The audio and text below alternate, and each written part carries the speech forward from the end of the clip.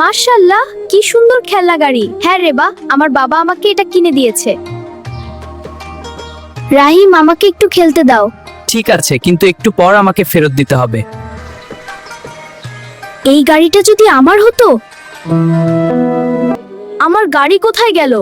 এটা তো এখানেই ছিল। করিম, তুমি কি জানো গাড়িটা কোথায় আছে? না রেবা, আমি তো কিছু জানি না।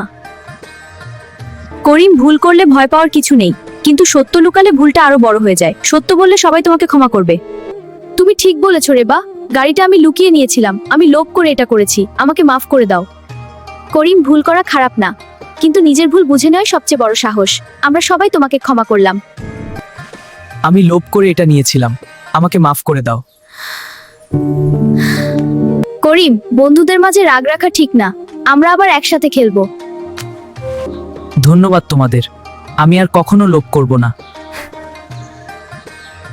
বন্ধুরা, মনে রেখো, লোভ মানুষকে ভুল পথে নিয়ে যায়। তাই সবসময় সত্য কথা বলো এবং ভালো বন্ধু হও। আমাদের ভিডিওটা ভালো লাগলে লাইক, শেয়ার আর চ্যানেলটা সাবস্ক্রাইব করতে ভুলবে না।